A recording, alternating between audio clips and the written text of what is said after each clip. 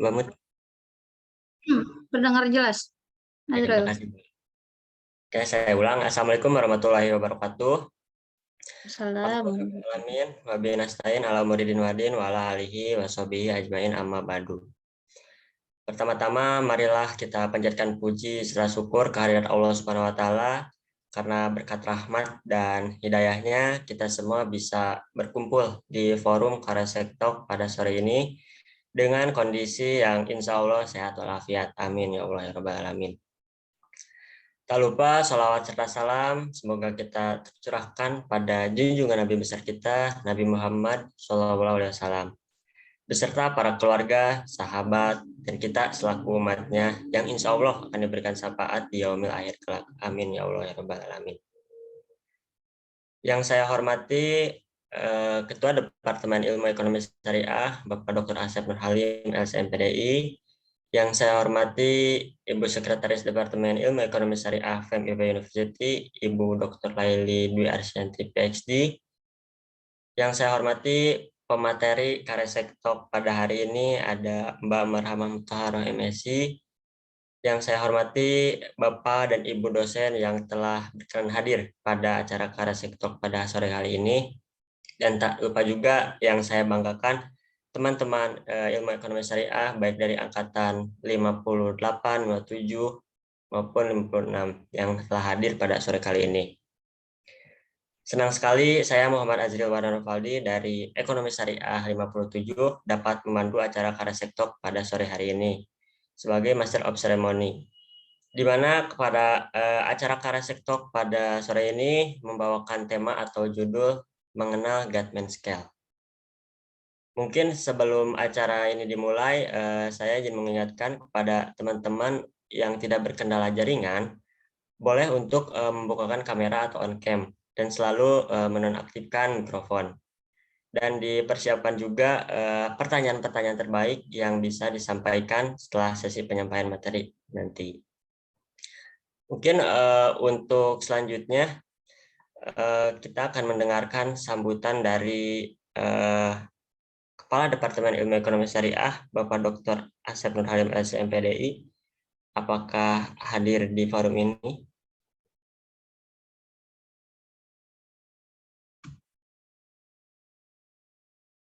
Oke, sepertinya tidak hadir. Mungkin boleh digantikan untuk Ibu Laili Dwi Arsyanti selaku Sekretaris Departemen Ilmu Ekonomi Syariah.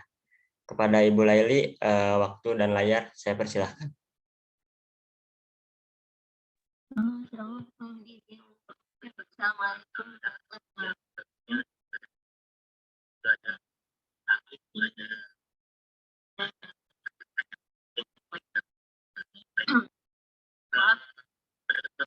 Alhamdulillah sama upayakan secara seperti dan mahasiswa bisa mengikuti Karasek ini.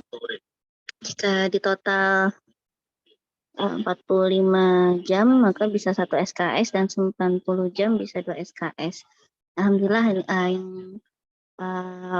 yang sudah hadir bicara pada sore hari ini Mbak Mut ya. Terima kasih Mbak Mut telah berkenan.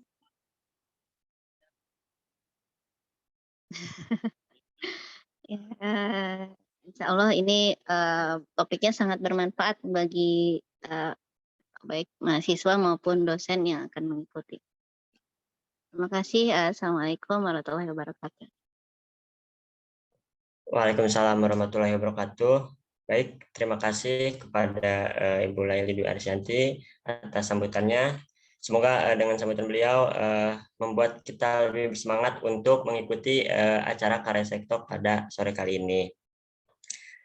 Baik, mungkin untuk agenda selanjutnya kita ke agenda IT, yaitu mendengarkan materi yang akan dibawakan oleh Mbak Mut. Kepada Mbak Mut, waktu dan layar saya persilahkan. Baik, terima kasih Azril. Bismillahirrahmanirrahim. Assalamualaikum warahmatullahi wabarakatuh. Alhamdulillahirrabbilalamin. puji syukur kepada Allah Subhanahu wa taala yang telah memberikan kita kesempatan dan juga kesehatan sehingga bisa melaksanakan Karesek yang memang seharusnya rutin dilaksanakan tiap Jumat ya, baik itu pagi atau sore. Eh, Selawat dan salam kepada Nabi Muhammad SAW. Mudah-mudahan kita semua senantiasa menjadi umat beliau yang paling tidak kita secara istiqomah lah gitu ya, berusaha untuk mencontoh apa yang beliau ajarkan.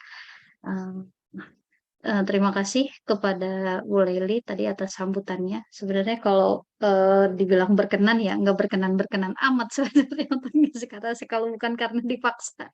Kalau bukan karena dipaksa sebenarnya nggak mau juga nih ngisi karesek gitu ya. Tapi ya sudah karena dan memang sebenarnya Pak Iqbal udah dari lama sih meminta saya mengisi karesek, cuman karena satu dan lain hal sehingga terus mundur gitu ya.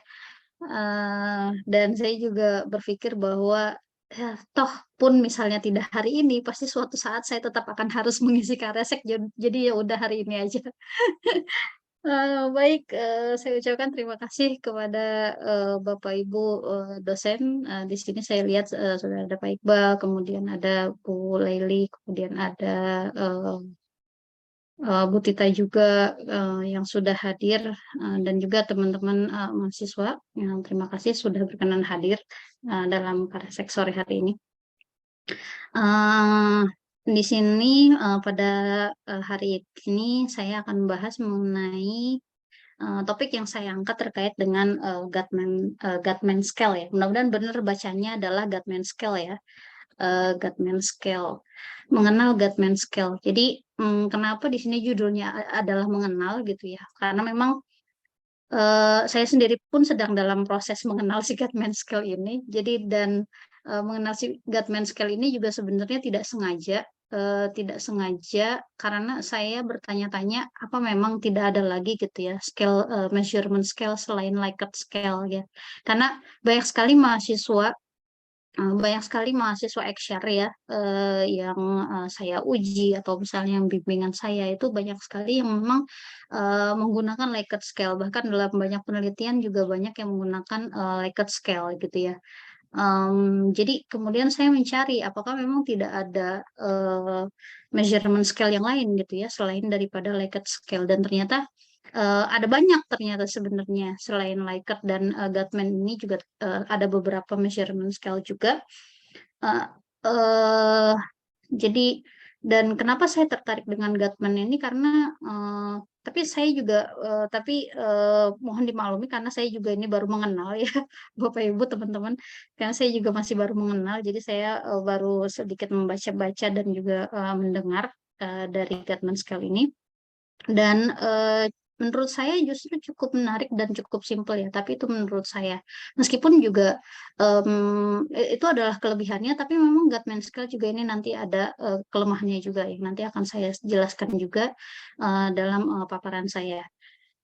Baik, saya mulai dari tentunya sebelum masuk kepada apa itu sebenarnya Guttman scale gitu ya, saya ingin membahas dulu dari apa sih sebenarnya measurement scale. Di sini ada teman-teman yang sedang menyusun skripsi kah atau sudah masuk semester 7 dan akan menyusun skripsi mungkin ya. Dan saya merasa bahwa terkait dengan measurement scale ini sebenarnya lewat gitu ya, terlewat dibahas di dalam metode penelitian sepertinya gitu ya. Jadi tidak masuk dalam pembahasan. Yang dibahas tuh hanya measurement scale seperti misalnya ordinal, rasio gitu ya. Tapi terkait dengan Likert scale, kemudian Guttman scale ini dan scale-scale lainnya juga rasanya kalau saya lihat dari beberapa materi di metode penelitian itu tidak dibahas gitu ya. Jadi mungkin nanti perlu kita masukkan juga nih Bu Leli untuk masuk ke dalam materi dalam metode penelitian.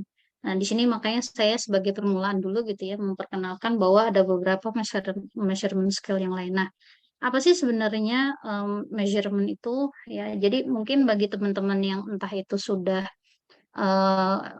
kalau dosen saya rasa tentunya sudah mengerti ya apa itu pengukuran gitu ya. Nah, tapi bagi teman-teman yang sedang menyusun skripsi atau yang sedang atau yang akan nanti menyusun skripsi gitu ya, sebenarnya apa sih yang dimaksud dengan pengukuran itu gitu ya? Jadi kan biasanya dalam penelitian ekonomi syariah itu kan kita menggunakan banyak variabel gitu ya. Ada variabel-variabel yang memang dia sudah dalam bentuk yang sudah dalam bentuk numerik gitu ya. Ada variabel-variabel yang sudah dalam bentuk numerik, ada variabel-variabel yang belum dalam bentuk numerik. Nah, variabel-variabel ini yang kemudian dikatakan di sini gitu ya, ada substansial or insubstansial gitu dibilangnya gitu ya. Nah, apa sih measurement itu? The assignment of numerals. Ya, jadi kalau menurut si Smith Stephen ini dia secara simpelnya menjelaskan bahwa measurement itu ya apa ya, mengassign numerals to object gitu ya atau or even dia bilang gitu. Jadi semacam memberi angka numerik kepada sesuatu objek gitu ya atau sesuatu event ya menurut si Stanley Smith Stephen ini according to some rule dia bilang. Nah, rule-nya apa itu nanti saya akan jelaskan di slide berikutnya. Measurement is limiting the data of a phenomenon gitu ya, substantial or substantial. Nah, yang paling penting dari measurement ini adalah bagaimana kemudian data itu bisa diinterpretasikan gitu ya. Jadi pentingnya dari pengukuran ini, kenapa suatu fenomena itu harus bisa diukur, itu adalah supaya gampang untuk diinterpretasikan. Nah, intinya adalah itu. Ya, kemudian di sini dibedakan antara substansial dengan insubstansial. Substansial fenomena itu the things being measured, ya, have physical substance, dikatakan seperti itu. On obvious basis in the physical world, misalnya adalah distance, jarak ya. Jarak itu kan sudah ada ukurannya, berapa meter, berapa kilometer, berapa apa sentimeter misalnya gitu ya. Kalau sentimeter mungkin terlalu pendek ya, tapi jarak itu sudah ada ukurannya. Kemudian berat juga. Ya berat berapa berapa ons, berapa kilogram, berapa pound gitu ya. Kalau di wilayah-wilayah Eropa tuh biasanya menggunakan pound ya instead of kilogram. Kemudian ada juga yang nominal ya, berapa rupiah, berapa sen gitu ya, berapa apa berapa dolar atau apa gitu ya, yang sudah dalam bentuk nominal seperti itu. Nah, itu adalah yang sudah memiliki pengukuran. Nah, sementara ada yang memang fenomena-fenomena yang belum bisa diukur gitu. Jadi exist only as a concept dibilang di sini. Ya, instrumental fenomena exist only as concept. Ideas, opinion, feeling, atau ya dikatakan adalah intangible gitu ya, suatu bentuknya yang intangible gitu, tidak bisa dijelaskan secara secara angka misalnya gitu ya. Nah, kayak misalnya tadi konsep, ide-ide, opini misalnya gitu atau perasaan gitu. Nah, contohnya di sini adalah persepsi. Bagaimana kita mengukur persepsi seseorang? Misalnya persepsi orang terhadap kita, misalnya terhadap saya. Ya, bagaimana kita mengukur itu? Atau preference. Bagaimana kita mengukur preferensi seseorang? Bagaimana misalnya suatu misalnya suatu perusahaan itu mengukur preferensi konsumennya, misalnya gitu ya. Preference, behavior, interpersonal relationship. Nah, yang paling umum dalam penelitian-penelitian ekonomi syariah, ya tentunya yang saya temukan ya di Departemen Ilmu Ekonomi Syariah itu biasanya adalah tentang preferensi, gitu ya, tentang behavior, tentang minat. Ya, bagaimana kita mengukur minat seseorang misalnya gitu? Apakah seseorang itu minat atau tidak terhadap Departemen Ilmu Ekonomi Syariah misalnya, atau orang itu minat atau tidak terhadap bank syariah misalnya. Nah, bagaimana kita mengukur itu? Nah, itulah pentingnya skala pengukuran. Nah, berikutnya skala pengukuran ini ada 4. Ini yang tadi dibagi oleh si Stanley Smith Stevens ini, yang dia bilang according to some rules ya. Jadi berdasarkan aturan-aturannya si Smith ini, skala pengukuran itu dibagi menjadi 4. Itu ada nominal scale, ordinal scale, interval, rasio. Nominal comes from Latin. Ya, jadi dari bahasa Latin yang berarti nama gitu ya. Nah, ini digunakan untuk mengukur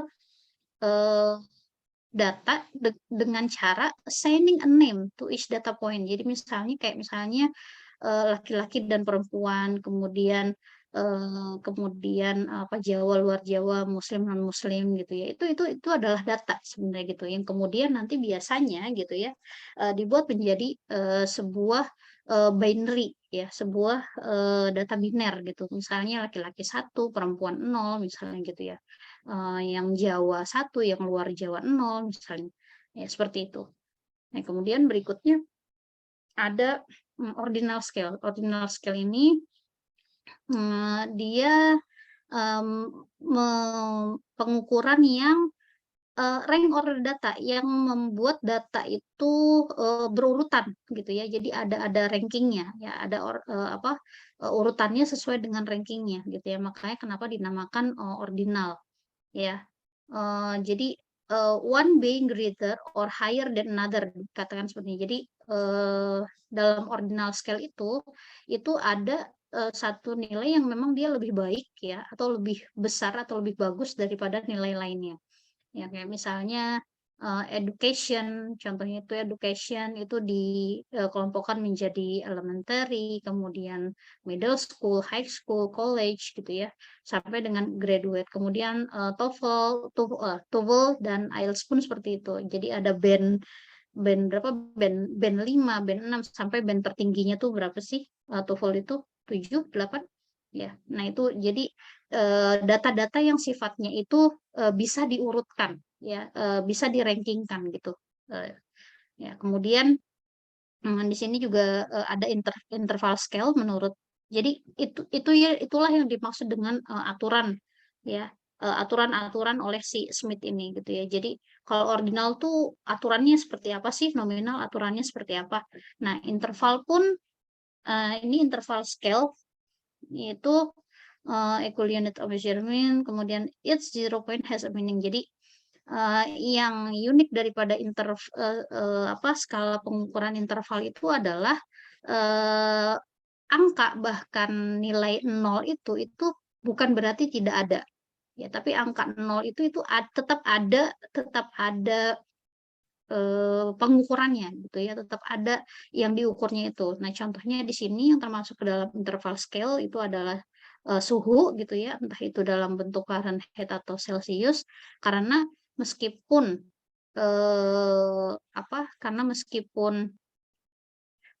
misalnya suhunya itu adalah 0 derajat, bukan berarti kemudian tidak ada sama sekali suhu gitu ya, tapi 0 derajat itu kan berarti kan suhunya itu sangat dingin gitu ya.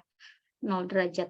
Bukan sangat dingin. Ya, pokoknya adalah gitu ya, tergolongnya itu masuk ke dalam dingin gitu ya, kalau 0 derajat itu kalau dalam suhu gitu ya. Nah, itu. Kemudian juga ada GPA di sini, ada level of understanding. Nah, berikutnya itu ada skala rasio. Nah, ini sudah lebih komplit daripada ketiga skala yang lain gitu ya. Dan di dalam skala rasio ini 0 itu berbeda dengan yang tadi interval itu. 0 itu berarti benar-benar tidak ada. 0 dalam skala rasio itu berarti benar-benar tidak ada. Ya, the total absence of the entity. Ya, itu ya, seperti inilah kira-kira skala pengukuran ini. Tapi sebenarnya konteks yang akan saya bahas itu bukan pada skala ini gitu ya. Tapi yang saya ingin bahas itu adalah bagaimana kemudian kita membuat skalanya. Maksudnya bagaimana kita bisa dapat data itu, apakah dia ordinal, itu dari mana kita dapatkan gitu ya, dia rasio, dia interval, dari mana kita dapatkan. Tentunya kita harus melakukan pengukuran gitu ya. Seperti misalnya tadi interval suhu itu kan mau nggak mau kita harus mengukurnya di suatu tempat. Oh, ini suhunya segini. Oh, suhu daerah di sini segini, suhu daerah di wilayah lain misalnya segini gitu ya. Itu melakukan pengukuran. Nah, sama Goodman scale itu adalah kayak semacam instrumen sehingga kemudian kita bisa mendapatkan apakah itu datanya ordinal, apakah itu datanya nominal atau rasio gitu ya. Nah, itu jadi itu yang saya bahas dalam Guttman Scale ini. Nah, sebenarnya dari mana sih skala-skala itu berasal gitu ya? Mungkin juga banyak Bapak Ibu dosen juga yang mungkin juga belum mengetahui gitu ya. Dari mana sih sebenarnya asal Likert scale ini gitu kan ya. Kemudian Guttman scale ini juga apa sih gitu, dari mana sih? Jadi ternyata itu bersumber dari ilmu yang disebut dengan psychometric. Jadi psychometric itu adalah salah satu bidang dalam psikologi ya, concern with theory and technique of measurement. Jadi memang psychometric ini berfokus pada teori dan teknik pengukuran ya si psychometric ini. Psychometric generally refers to specialized field within psychology and education devoted to testing, measurement, assessment, and related activities. Jadi memang benar-benar psychometric ini benar-benar fokus pada tadi pengujian, kemudian pengukuran, assessment gitu ya, dan hal-hal yang berkaitan dengan tadi dengan assessment, measurement, dan lain sebagainya. Ya, kemudian is concerned with the objective measurement of latent construct. Ya, that cannot be directly observed, dia bilang gitu. Ya, psychometric. Nah, contohnya itu adalah yang paling pertama dari scale ya, yang paling pertama dari skala pengukuran dalam psychometric ini adalah mengukur intelijensi. Ya, jadi mengukur kepandaian ya, intelijensi itu, intelligence. Jadi scale of intelligence itu merupakan menurut si Tabanek-Fidel ini pengukuran pertama, skala pengukuran pertama itu adalah untuk mengukur intelijen, ya, untuk kepandaian. Kemudian selain itu juga biasanya karena ini sifatnya memang psikologi gitu ya, jadi memang kemudian digunakan juga untuk mengukur mental disorder, kemudian educational achievement. Dan kalau misalnya teman-teman atau Bapak Ibu pernah dengar mungkin ya, MBTI psychology test itu juga adalah suatu bentuk measurement sebenarnya gitu ya, yang kemudian nanti hasilnya itu dibagi menjadi misalnya INFP, FG dan lain sebagainya. Itu juga adalah skala pengukuran dalam psikologi ya. Kemudian the level of individual on non-observable latent variable. Nah, jadi tiap-tiap individu dalam kaitannya dengan variabel yang tidak bisa tidak bisa diamati itu gitu ya, itu kemudian rangkum ya berdasarkan mathematical modeling. Ya, jadi dirangkum menjadi sebuah model matematik gitu ya. Kemudian yang model matematik itu tentu saja berdasarkan pada respons individual itu ya, respons individual terhadap item dari pengujian dan scale-nya itu. Nah, ini kemudian some psychometric researcher focus on the construction and validation of assessment, termasuk misalnya ya survei, scale, open or close-ended questionnaire. Nah, yang masuk ke dalam scale ini ya, jadi researcher yang fokusnya itu ke dalam penyusunan skala itu ada ya tadi Likert gitu kan, kemudian Guttman, kemudian apa yang dibacanya Thurston scale, kemudian ada juga Morgan scale. Nah, jadi seperti yang saya katakan bahwa sebenarnya ada banyak selain daripada Likert scale gitu ya. Cuman memang untuk saat ini yang menarik perhatian saya itu adalah Guttman scale. Nah, skala-skala ini umumnya itu digunakan untuk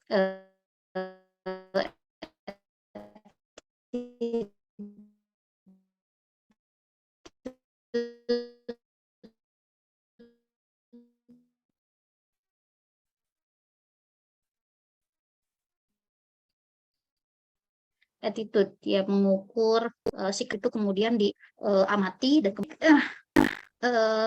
teman-teman Bapak Ibu terkait dengan skala tadi pendahuluan tadi sebelum masuk ke Guttman scale-nya.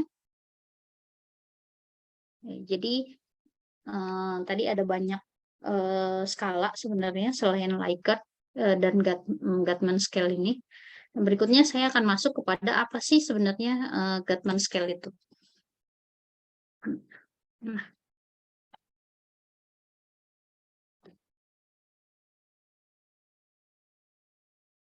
Nah, Guttman scale ini sesuai namanya gitu ya. Jadi memang ditemukan oleh seseorang bernama Louis Guttman. Ya, Louis Guttman ini dia adalah seorang sosiologis ya, ahli sosiologi, dan kemudian juga merupakan profesor of Social and Psychological Assessment ya, di Universitas Hebrew apa gitu di situ. Nah, kemudian single unidimensional ordinal scale. Jadi sifatnya dari si Guttman ini adalah ordinal. Ya, tadi apa ordinal? Ordinal itu adalah rank order data ya. Jadi datanya yang diurutkan berdasarkan perankingan. Ya, nah, si Guttman scale ini itu adalah sifatnya ordinal scale. Ya, for the assessment of the attribute. Ya, jadi atribut apa yang di assess, nah nanti itu bentuknya adalah ordinal scale. Nah, yang dimaksud dengan unidimensional ini, kenapa dikatakan single atau unidimensional? Karena hanya the option of the answer ya, jadi pilihan jawabannya itu hanya ada satu. Ya, makanya dikatakan unidimensional. Jadi, nah karena pilihan jawabannya itu hanya ada satu itu, dan umumnya assessmentnya itu dilakukan sifatnya itu adalah binary. Ya, sifatnya itu binary atau terbagi dua. Jadi yes or no, ya, true or false, kemudian agree disagree, kemudian positif atau negatif gitu. Jadi makanya ada juga di beberapa literatur juga yang bilang bahwa si Guttman scale ini adalah uh, skala yang mengukur ekstremisme gitu ya, ekstremisme, karena dia benar-benar ya udah nggak ada yang tengah-tengah, berbeda dengan Likert scale gitu ya. Likert scale itu kan Likert scale itu kan seperti yang Bapak Ibu dan teman-teman ketahui, yang mungkin pernah baca gitu ya, biasanya kan kayak misalnya sangat puas, cukup puas, puas, kemudian cukup tidak puas, sangat tidak puas. Nah, kalau Likert scale itu kan biasanya seperti itu gitu ya bentuknya. Nah, kalau di dalam Guttman itu tidak, puas atau nggak puas, udah, that's all gitu ya. Kemudian agree atau apa, setuju atau tidak setuju, jadi nggak ada tuh oke cukup setuju ya, setuju, oh setuju banget, jadi nggak ada di dalam Guttman scale. Itu hanya ada di Likert gitu ya. Ya, makanya dikatakan si Guttman ini ekstrim gitu ya, karena benar-benar karena benar-benar membandingkan utara dan selatan misalnya gitu ya. Jadi yes or no, true or false, kemudian tadi apa, puas tidak puas, itu aja gitu. Jadi tidak mengakomodasi eh, apa, jawaban atau respon yang sifatnya ya sedikit tidak puas, ya cukup puas. Jadi tidak mengakomodasi seperti itu ya dalam Guttman itu. Hanya ada dua pilihan. Nah, responden gitu ya, atau si testinya ini, orang yang di assess ya, orang yang di assess itu dia hanya punya satu pilihan jawaban, yes or no gitu. Ya, makanya dikatakan unidimensional. Kemudian the items are hierarchically ordered. Jadi karena dia sifatnya tadi ordinal scale gitu ya, dia merupakan ordinal scale, makanya item-item pertanyaannya itu diurutkan berdasarkan rankingnya. Umumnya biasanya pertanyaan-pertanyaan dalam Guttman scale itu diurutkan berdasarkan tingkat kesulitannya. Jadi dari yang paling mudah gitu ya, least difficult, dari yang sama sekali tidak sulit, responden langsung bisa jawab oh yes, oh no gitu ya, sampai kemudian pertanyaan yang sifatnya sangat sulit gitu ya, sangat sulit, tapi tetap si responden ini dia tetap harus hanya bisa jawab yes or no gitu. Nanti akan kita lihat contohnya seperti apa. Dan kemudian perbedaannya lagi dengan Likert scale ya, di mana Likert scale itu sifatnya adalah summative, di mana dia jadi skor-skor yang didapat dari Likert scale itu kemudian dijumlahkan semua gitu ya, nggak peduli apakah pertanyaan satu itu lebih tinggi daripada pertanyaan dua. nggak peduli apakah pertanyaan satu itu bobotnya lebih besar daripada pertanyaan berikutnya gitu ya. Pokoknya Likert scale itu semuanya dijumlahkan skornya. Nah, kalau Gatman ini itu sifatnya adalah cumulative scaling ya. Jadi jawaban dari responden itu kemudian dikumulatifkan.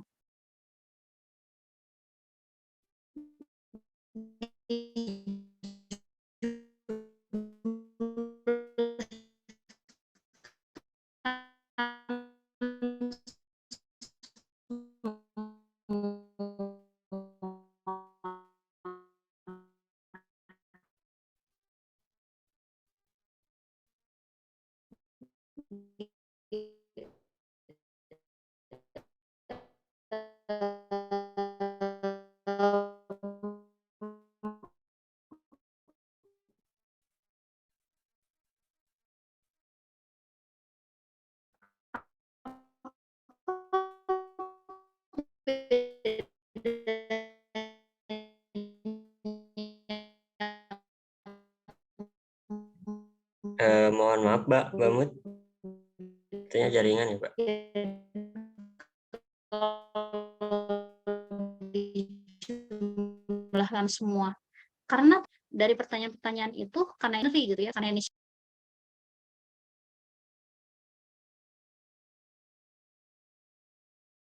wah iya terputus. Tadi sampai mana saya? Oke. Tadi kurang jelas sih, Mbak. Oh Sampai gitu. Sampai itu kumulatif. Oh, kumulatif ya. Oke, baik. Iya, jadi tadi berbeda. Terima kasih, Bu Leli. Tadi berbeda dengan si Likert scale ini, Gatman scale ini, entah itu disebut Gatman atau Goodman ya. Gatman scale ini dia sifatnya kumulatif. Jadi karena tadi saya ulangi lagi, karena si Gatman scale ini sifatnya binary, ya yes or no, kemungkinan nilai yang diberikan itu kan hanya satu atau nol gitu ya, yes satu, no nol gitu kan. Nah nanti yang dimaksud dengan kumulatif itu berapa banyak yang menjawab yes. Nah itulah yang kemudian di akumulasi gitu ya. Misalnya misalnya responden menjawab yes itu menjawab yes pada 3 item pertanyaan, ya maka skornya itu adalah 3 gitu. Jadi tidak ya tadi berbeda dengan skala Likert di mana dari agree sampai disagree itu kan ada skornya kemudian semuanya dijumlahkan gitu ya. Nah, dalam Gatman tidak seperti itu. Ya, berikutnya kita lihat contohnya seperti apa sih Gatman scale itu ya. Nah, misalnya di sini oh iya ini tadi skalogram ya. Skalogram itu juga adalah alat yang digunakan untuk menganalisis si skornya Gatman ini. Nah, misalnya gini. Contohnya, contoh yang diberikan itu misalnya adalah the following is a measurement on arithmetic ability of a children. Ya, jadi kemampuan aritmatika seorang anak gitu ya, yang ditanya. Nah, seperti yang saya katakan tadi bahwa di dalam Gatman scale ini item itu dibuat hierarki ya, dibuat hierarki dari yang paling mudah sampai ke yang paling sulit gitu ya. Nah, dalam contoh ini counting ya, kemampuan aritmatik seorang anak salah satunya adalah untuk menghitung itu seharusnya sangat mudah gitu ya. Karena menurut contoh di sini tuh paling tidak gitu ya, anak-anak itu akan diajarkan lebih dulu untuk menghitung 1, 2 sebelum diajarkan untuk 1+1 berapa, 1+2 berapa ya. Kemudian setelah menghitung baru kemudian belajar tambah menambah, setelah tambah menambah baru belajar kurang mengurangi, baru setelah itu diajarkan mengenai perkalian dan pembagian. Nah jadi dalam contoh ini itu diurutkannya itu berdasarkan tingkat kesulitan mulai dari menghitung sampai dengan pembagian dan perkalian gitu ya. Nah, jawabannya adalah yes or no gitu. Jadi apakah seorang anak itu bisa menghitung? Kalau iya 1, kalau tidak 0 gitu ya. Dan seterusnya. Nah, ini. Nah, jadi dalam Gatman scale ini gitu ya, dalam Gatman scale ini yang disebut dengan kumulatif itu ya, yang disebut dengan kumulatif itu adalah sebentar. Ya, yang disebut dalam kumulatif itu ya Kalau misalnya misalnya contoh yang children nomor 2 ini gitu ya, dia skornya adalah 2. Ya, dia skornya adalah 2. Artinya ya, ketika dia bisa menghitung atau menambah ya, ketika dia bisa menambahkan kemampuan aritmetiknya itu dalam soal pertambahan, bukan diasumsikan, di dalam Gatman scale itu dikatakan bahwa artinya dia sudah bisa menghitung gitu. Ya, jadi kalau misalnya dia nilainya 2, itu artinya dia bisa menghitung dan juga menambahkan. Ya, makanya diakumulasikan. Demikian juga kalau misalnya nilainya adalah 3, maka dia ya, kalau dia sudah bisa subtraction, maka seharusnya dia sudah bisa addition dan juga counting. Ya, kalau dia sudah bisa mengurangi angka-angka, maka seharusnya dia juga sudah bisa menambahkan dan juga bisa menghitung gitu ya. Nih. Jadi seperti itu yang disebut dengan kumulatif dalam Gatman scale. Ya, jadi skornya itu ya sudah di sini adalah 1 gitu ya. Kemudian 2, 3, 4 dan 5. Nah, ini. Jadi kalau misalnya dia 5 ya, kalau misalnya dia mendapat skor perfect score, ya perfect score 5, itu artinya dia sudah menguasai semua ini. Gitu. Itu dalam Gatman scale. Makanya kenapa item pertanyaannya itu diurutkan dari yang paling mudah sampai yang paling sulit gitu ya dalam Gatman perfect scale ini. Itu contohnya, dan kemudian ada contoh lainnya ya, ada contoh lainnya.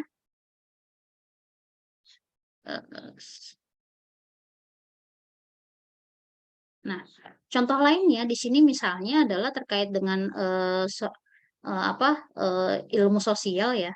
Terkait dengan ilmu sosial, di sini salah satu yang dicontohkan itu adalah misalnya the following 5 question concern the attribute ya. Jadi menanyakan mengenai bagaimana tingkat penerimaan ya, bagaimana tingkat penerimaan masyarakat terhadap immigrants ya, terhadap para imigran ya. Acceptance of social contact with immigrants. Jadi bagaimana masyarakat itu bisa, maksudnya seberapa jauh gitu ya, seberapa jauh masyarakat itu sebenarnya bisa menerima para imigran. Nah, seperti yang saya katakan tadi, pertanyaannya itu diurutkan dari yang paling mudah ke yang paling sulit gitu ya. Di sini yang ditanyakan adalah, would you accept immigrant as resident in your country? Ya, nah itu kan artinya kalau misalnya hanya residen, kamu bisa terima nggak gitu ya para imigran itu di negara kamu. Sampai kemudian levelnya itu dinaikkan gitu ya, level acceptance-nya itu dinaikkan, tingkat kesulitannya itu dinaikkan, kesulitan untuk menerimanya itu dinaikkan, sampai kemudian pertanyaannya adalah, would you accept ya kalau misalnya imigran itu as your child's spouse, dibilang gitu. Kalau misalnya imigran itu menjadi pasangan dari anakmu, sampai sejauh itu tingkat kesulitannya gitu ya. Jadi tingkat kesulitan penerimaan imigran itu dari yang paling rendah gitu ya, sampai kemudian ke yang paling tinggi, diurutkan seperti itu. Ya. Kemudian ditanya kalau misalnya 0 gitu ya, yes 1 gitu. Nah, jadi kalau misalnya dalam Gatman scale ini kemudian disimpulkan kalau dia menjawab 5 perfect score ini, kalau misalnya dia aja bisa menerima ya imigran ini sebagai pasangan dari anaknya, maka seharusnya dia bisa menerima imigran ini sebagai tetangganya, dia bisa menerima ini imigran sebagai residen di misalnya perumahan sebelahnya misalnya gitu. Nah, dalam Gatman scale itu seperti itu simpulkannya ya. Jadi kalau pun misalnya skornya adalah 4 gitu ya. Skornya adalah 4, dia bisa menerima bahwa imigran itu sebagai tetangganya, tetangga sebelah rumahnya. Maka seharusnya dia bisa menerima imigran itu tetangga di komplek sebelah rumahnya misalnya gitu. Ya kalau dia bisa menerima imigran sebagai tetangganya, seharusnya juga dia bisa menerima imigran itu ada di negara dia. Ya. Seperti itu kira-kira Gatman scale ini. Ya, jadi inilah yang kemudian dikumulatifkan ya, skor-skornya itu dikumulatifkan 0, 1, 2 ya. Kenapa di sini 0? Karena ya bisa saja bahkan dia tidak menerima gitu ya. Bahkan dia tidak menerima imigran itu menjadi residen di negara dia, yaitu bisa saja terjadi ya. Nah, sampai sini ada pertanyaan terkait dengan Gatman scale ini. Oh, spouse itu menantu, iya ya, berarti ya pasangan anaknya bener kan Bu Leli ya? Pasangan anak, iya menantunya gitu ya, menantunya. Kalau misalnya dia bisa menerima imigran itu sebagai menantu, ya berarti seharusnya dia bisa dong menerima imigran itu sebagai tetangganya ya, intinya.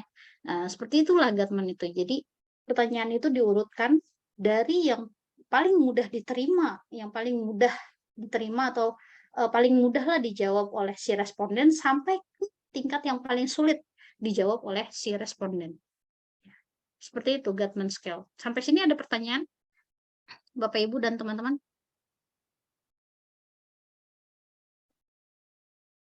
Baik, berikutnya kita lanjut ya. Kemudian bagaimana contohnya kalau dalam penelitian ekonomi Islam gitu ya. Ini saya mengira-mengira aja ya sebenarnya. Saya juga nggak tahu apakah ini benar. Apakah ini benar dari tingkat kesulitan yang rendah sampai tingkat kesulitan yang cukup tinggi gitu ya, cukup sulit ya. Tapi ya kira-kira seperti inilah kalau misalnya Gatman scale ini dibuat dalam konteks penelitian ekonomi Islam. Misalnya dari yang paling mudah nih pengetahuan tentang keuangan syariah gitu ya misalnya. Dari yang paling mudah entahlah ini mudah atau tidak ya. Kelebihan jumlah pinjaman sebesar tertentu satu bulan adalah riba gitu ya. Riba diharamkan, ya, bunga adalah riba. Baru kemudian misalnya pertanyaan yang paling sulitnya itu kalau saya menukar gitu ya uang 100.000 menjadi pecahan 20.000 ditambah dengan biaya 5.000 maka termasuk riba atau tidak gitu ya. Nah, kalau misalnya dia menjawab benar semua maka ya tadi skornya kumulatif dari benar itu 4 misalnya gitu ya. Karena di sini ada 4 pertanyaan gitu. Kalau misalnya dia saja bisa menjawab dalam Gatman scale itu, berarti di sini bisa disimpulkan gitu ya. Kalau saja dia bisa menjawab pertanyaan keempat bahwa menukar uang dengan tambahan biaya itu adalah riba, maka seharusnya dia bisa menjawab 3 pertanyaan sebelumnya. Ya, kira-kira seperti itu kalau dalam Gatman scale. Nah, demikian juga misalnya gini dalam kepuasan penggunaan m-banking bank syariah misalnya gitu ya. Nah, di sini hanya ada 2 ya, hanya ada 2 hanya ada 2 pilihan jawaban gitu ya, binary benar salah atau kemudian di kepuasan di sini adalah setuju tidak setuju. Ya, jadi cukup ekstrim ya. Nggak ada tuh kayak misalnya kurang setuju, oh sangat tidak setuju, nggak ada seperti itu. Jadi hanya ada setuju atau tidak setuju. Nah, misalnya di sini saya mulai dari misalnya saya dapat membuat akun dengan mudah gitu ya. Tidak mengalami kendala saat login m-banking gitu ya. Saya dapat menemukan menu, saya tidak mengalami kendala sampai kemudian saya tidak mengalami kendala menggunakan m-banking. Ya, artinya kayak semacam merangkum semua pertanyaan-pertanyaan sebelumnya gitu. Kalau misalnya dia menjawab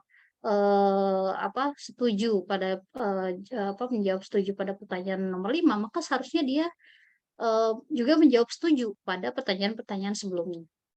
Ya, kira-kira seperti itu terkait dengan pertanyaan dalam Gatman dan contohnya dalam penelitian ekonomi Islam. Nah, akan tetapi gitu ya, akan tetapi ini ada beberapa catatan terkait Gatman imperfect scale ya. Pada praktiknya gitu ya, the response itu is not always the order of Gatman scale ya. Kayak misalnya di sini contohnya yang tadi ya, contohnya yang di pertanyaan tadi terkait dengan kemampuan aritmatik seorang anak, bisa aja dia itu sudah tahu bagaimana cara kurang mengurangi gitu ya, tapi dia belum tahu cara tambah menambah. Nah, kalau misalnya seperti itu kemudian gimana gitu ya. Atau misalnya dia tahu cara tambah menambah tapi dia belum tahu cara Dia tahu cara kali mengalikan gitu ya, multiplication, tapi dia belum tahu cara bagaimana kurang mengurangi. Ya, kalau seperti itu kemudian gimana? Itu kan sebenarnya bisa saja terjadi ya. Bisa saja terjadi seperti itu. Nah, makanya di sini disebut dengan Guttman imperfect scale. Sebenarnya si Guttman sendiri juga mengakui dia dalam papernya bahwa perfect scale itu nggak mungkin. Ya, perfect scale itu nggak mungkin, makanya sama dia dikatakan the deviation from perfection is measured by a coefficient of reproducibility. Dikatakan seperti itu. Ya, jadi simply the empirical relative frequency with which the value of the attribute to correspond to proper interval. Ya, nah di sini dikatakan bahwa toleransinya itu adalah 85% perfect scale. Ya, jadi kesalahan ini itu kesalahan dalam ordernya itu ditoleransi itu sebesar 15%. Jadi 85% saja itu oleh si Guttman itu sudah dikatakan sebagai perfect scale ya dalam skalanya dia. Ya. Nah, yang 15%-nya ini juga coefficient of reproducibility ini juga ada yang menyebutnya sebagai Guttman error. Ya, disebut juga dengan Guttman error. Nah, itu salah satu kelemahan sebenarnya dari Guttman perfect scale ini, Guttman scale ini. Kelemahan lainnya adalah seperti yang saya tadi sempat singgung juga ya dalam mencontohkan ekonomi Islam, kita tuh agak kesulitan dalam menyusun pertanyaan mana ya yang paling mudah dan pertanyaan mana yang paling sulit. Bisa jadi pertanyaan yang menurut kita si asesor itu adalah mudah, untuk orang lain tuh bisa jadi sulit, gitu ya. Nah, itu sebenarnya juga salah satu kelemahan dari si Guttman perfect scale ini. Kayak misalnya tadi pertanyaan nih, kelebihan jumlah pinjaman sebesar tertentu saat pengembalian. Bagi kita yang belajar ekonomi syariah, mungkin iya kita udah tahu bahwa itu riba gitu. Tapi mungkin bagi orang entah yang sama sekali misalnya belum belajar misalnya gitu ya. Ya, tapi memang itulah kenapa kita kemudian mengukur pengetahuan dia gitu ya. Nah, perkaranya adalah kalau misalnya ya sebenarnya kalau misalnya bukan Guttman scale itu nggak akan menjadi masalah gitu ya. Ya karena skornya ya udah biasa, skornya seperti itu. Tapi masalahnya ini adalah Guttman scale, di mana seharusnya ketika dia tidak bisa menjawab pertanyaan pertama, seharusnya ya udah angkanya adalah 0 gitu. Skor keseluruhannya adalah 0 karena dia tidak bisa menjawab pertanyaan yang pertama. Gitu. Ya, kecuali kalau misalnya dia bukan Guttman scale gitu ya. Kalau dia bukan Guttman scale ya mungkin kita tetap tetap bisa memberi nilai gitu ya. Oh ya, ini dia nilainya misalnya dia di nomor 1 salah, tapi dia di nomor 2, 3 dia benar misalnya gitu. Ya, pun misalnya di nomor 4 dia salah misalnya gitu ya. Ya tetap kita berikan 2 angka misalnya gitu. Tapi dalam Guttman itu tidak bisa seperti itu. Karena apa? Karena akumulasi. Jadi kalau misalnya di depan itu tidak ada nilai, ya apa yang bisa diakumulasikan? Kira-kira seperti itu di kelemahan dari Guttman scale itu.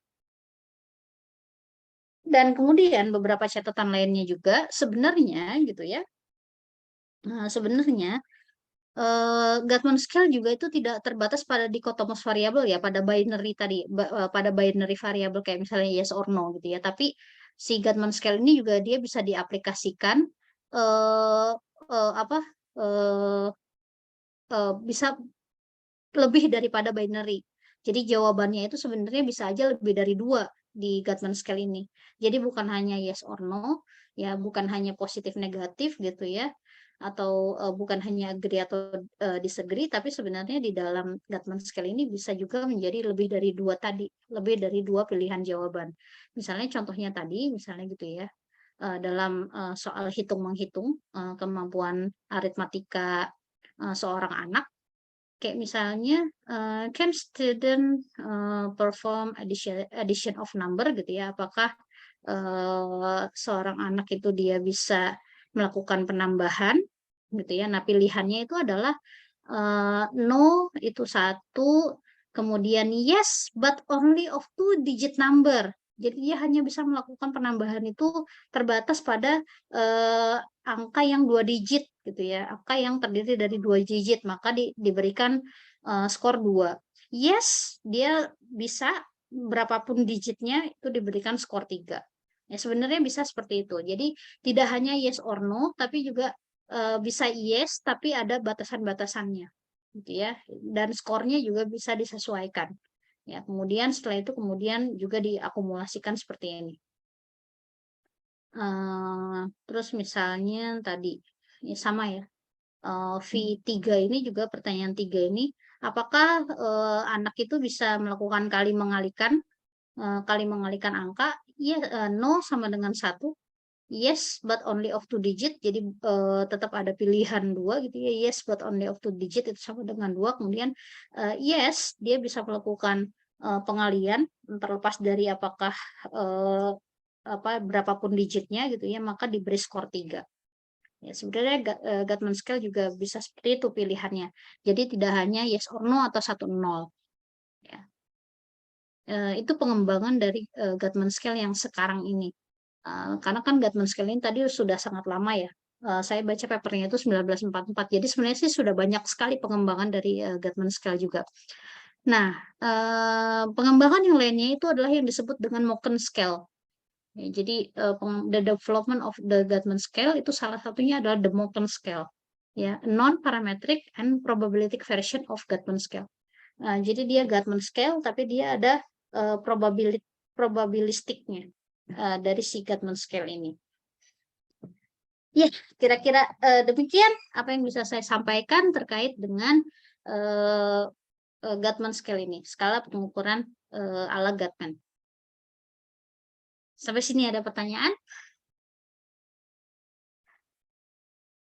Oke, baik. Terima kasih Mbak Mut atas materinya yang luar biasa mengenai Gatman Scale. Tadi sudah dijelaskan apa itu Gatman Scale, terus kelebihan dan kekurangannya, serta contoh-contohnya di bidang ekonomi syariah. Mungkin kita lanjut ke sesi Q&A atau sesi tanya jawab. Bagi teman-teman yang memiliki pertanyaan boleh disampaikan lewat chat Zoom atau raise hand langsung.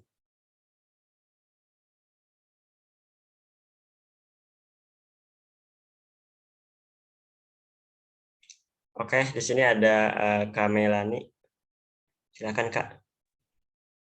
Oke, terima kasih Azril. Suaranya masuk nggak? Masuk. Makasih Mbak Mut atas penjelasannya. Mungkin mohon maaf ya belum bisa on cam, takutnya nanti error gitu nanti habis ini on cam.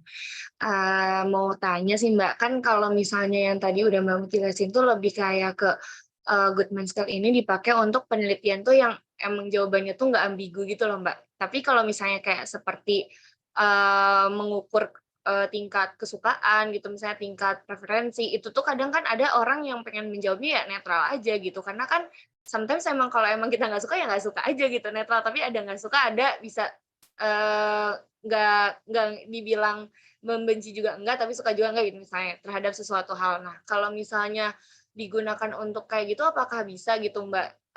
Cuma dirubah ke pertanyaannya aja mungkin biar lebih kayak menjurus ke 2 pilihan, atau memang kalau misalnya untuk preferensi atau suka tidak suka itu tidak bisa digunakan gitu. Itu yang pertanyaan pertama. Terus pertanyaan kedua, apakah kalau misalnya menggunakan Goodman Scale ini harus ke orang yang menjawabnya itu kayak latar belakangnya itu sama gitu Mbak, biar tingkat kesulitan menjawab pertanyaannya juga mereka merasanya sama gitu. Kayak yang tadi Mbak Mut contohin kan kalau misalnya pertanyaan tentang pengetahuan keuangan syariah, kalau misalnya ditanyainnya ke anak-anak Eksyar mungkin kita menganggap pertanyaan nomor 1 itu mudah gitu, tapi kalau di luar Eksyar bisa aja itu sulit gitu. Nah, berarti kalau misalnya kayak gitu pemilihan pemilihan yang menjawabnya itu tuh harus sama gitu Mbak latar belakangnya, atau emang kita cari perbedaannya di situ gitu Mbak? Mungkin itu aja, terima kasih. Oh, langsung nih, Azril. Boleh Mbak, langsung aja. Oke, baik. Terima kasih Meliani. Pertanyaan yang unexpected sebenarnya gitu ya. Tapi betul sekali tadi apa yang ditanyakan oleh Melani. Kalau misalnya preferensi itu, bisa nggak Goodman Scale itu dipakai gitu ya? Sebenarnya bisa atau tidaknya suatu skala itu dipakai sebenarnya balik lagi ke peneliti ya, Melani. sebenarnya jawaban yang diharapkan itu sebenarnya apa gitu. Kalau misalnya memang jawaban yang diharapkan itu misalnya gini, kita mengharapkan jawabannya itu tidak yang ekstrim tadi gitu ya. Kita mengharapkan jawabannya itu tidak yang ekstrim seperti tadi si Gatman ini gitu. Ya berarti memang kita kalau misalnya yang tidak ingin jawabannya ekstrim ya berarti kita memang tidak bisa menggunakan Gatman. Tapi kalau misalnya si peneliti itu tidak mempedulikan gitu ya, maksudnya nggak masalah deh kalau misalnya hanya kurang suka atau netral atau gimana, pokoknya dia tetap harus milih antara yes or no misalnya gitu. Ya bisa menggunakan si Gatman scale ini. Jadi memang balik lagi sebenarnya jawaban atau respon yang diharapkan oleh peneliti dari si responden itu apa gitu ya. Makanya baru kemudian memilih bagaimana skala pengukurannya ya. Dan juga sama juga dengan tadi pertanyaan mengenai responden. Ya, pertanyaan mengenai responden. Kalau menurut saya sih tetap balik lagi ke peneliti ya. Peneliti itu mau membatasi seperti apa?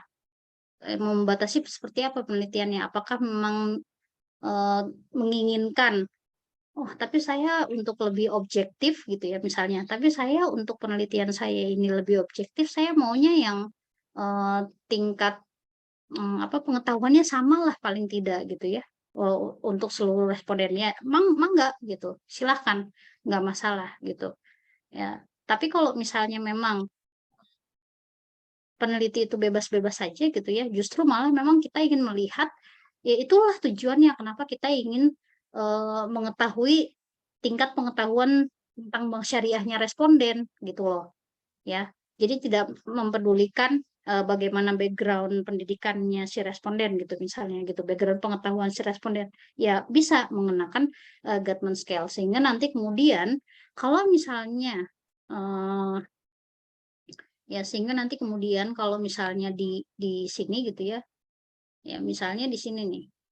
Misalnya di sini, di jawaban pertama aja dia salah misalnya, yang seharusnya di sini menjawab benar gitu ya, tapi kemudian dia menjawab salah gitu ya.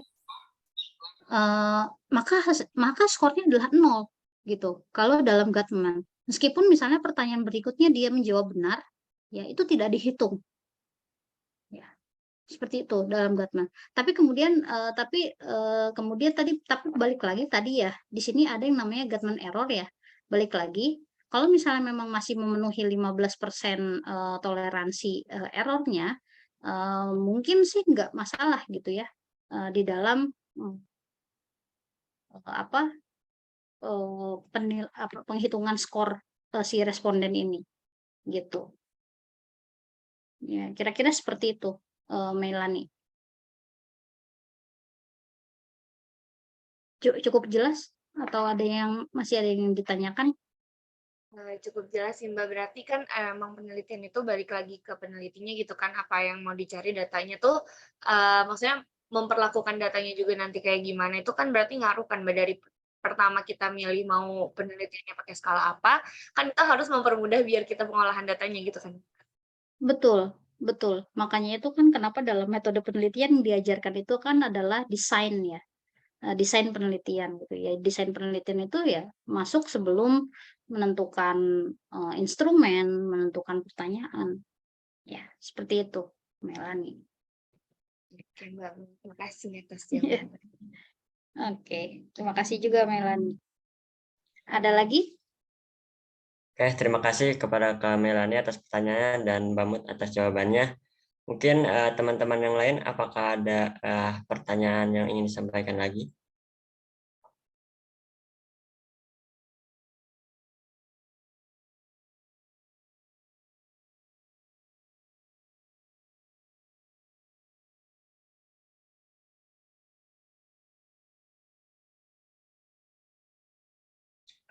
Gimana teman-teman? Apakah ada? Ya Bu. Ini bagaimana kalau pertanyaannya tidak hierarki? Gitu? Oh, nggak bisa Bu Leli. Kalau Woodman itu harus hierarki, harus diurutkan dari least difficult ke most difficult, sehingga kemudian pakai skala apa? objektif. Oh, skala apa kalau misalnya? Oh, skala apa kalau misalnya tidak harus hierarki? Sebenarnya ya salah satunya adalah Likert ya, sebenarnya Likert itu kan tidak penting bagaimana urutan pertanyaan kalau Likert itu. Nah, tapi kalau misalnya apakah, yang lain kayak misalnya Mohn scale atau Thurston scale atau apalagi tadi, semantic differential scale, nah itu masih perlu saya cari tahu lagi. Boleh, Li? Nah, kebetulan sebenarnya saya baru membaca mengenai Gottman sama, eee eee, Thurston scale ini dan sedikit tentang, semantic differential scale, tapi, memang belum dalam sih, gitu. Tapi memang Likert itu sebenarnya, Likert itu memang sangat fleksibel sih, gitu. Cuman ya gitu, dia tidak ada level ya, tidak ada hierarki, dan juga dia tidak ada, pembobotan gitu. Jadi semuanya dianggap semua pertanyaan itu dan semua semua atribut itu dianggap sama, gitu. Seperti itu, Bu Leli. Nuhun banget.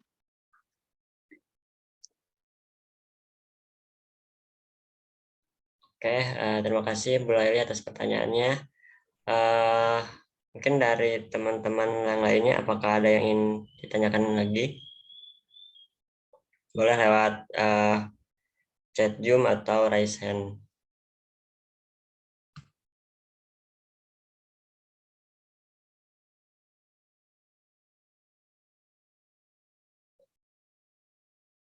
Mungkin jika tidak ada pertanyaan lagi, mungkin untuk sesi Q&A ini saya tutup. Terima kasih sekali lagi saya ucapkan kepada Mbak Mut atas materinya yang luar biasa pada Karesek sore kali ini mengenai Gottman Scale yang semoga bisa bermanfaat bagi kita semua. Amin. Sebelum saya akhiri acara Karesek Talk kali ini, akan ada penyerahan sertifikat kepada Mbak Mut selaku pembicara Karesek Talk pada hari ini.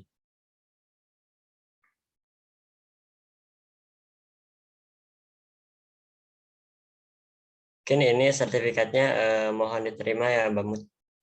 Iya, baik, terima kasih Azril dan terima kasih kepada, panitia panitia Resektal, terima kasih atas sertifikatnya. Mudah-mudahan apa yang saya sampaikan, terkait dengan Gottman Scale ini bisa, bisa membuka wacana gitu ya, bahwa sebenarnya ada banyak sekali pilihan, skala instrumen gitu ya, instrumen skala selain, Likert Scale. Mudah-mudahan ada yang bisa digunakan, ada yang bermanfaat bagi, Bapak, Ibu, dan teman-teman sekalian. Terima kasih. Baik, sama-sama Mbak Mut. Mungkin sebelum menutup acara kali ini, kita akan ada sesi dokumentasi dulu. Boleh Bapak, Ibu dosen, dan teman-teman semuanya yang tidak berkendala jaringan untuk on cam terlebih dahulu.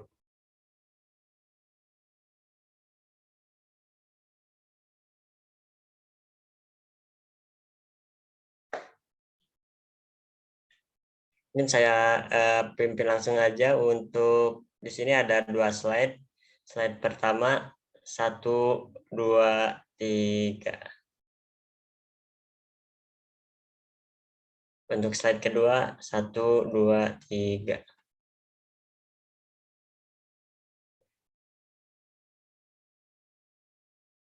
Baik, dengan ditutupnya dengan sesi dokumentasi tadi, kita akhiri acara Karesek Talk pada sore hari ini dengan mengucapkan alhamdulillah bersama-sama, alhamdulillahirrahmanirrahim. Semoga acara pada sore ini mendapatkan berkah dari Allah SWT. Amin. Dan juga saya selaku MC pada sore hari ini mengucapkan mohon maaf sebesar-besarnya, baik dalam perkataan maupun perbuatan yang disengaja maupun tidak disengaja. Sekian dari saya. Wabillahi taufiq wal hidayah. Assalamualaikum warahmatullahi wabarakatuh. Waalaikumsalam warahmatullahi wabarakatuh. Hatur nuhun Azril, hatur nuhun Bapak Ibu, hatur nuhun teman-teman. Terima kasih Bu.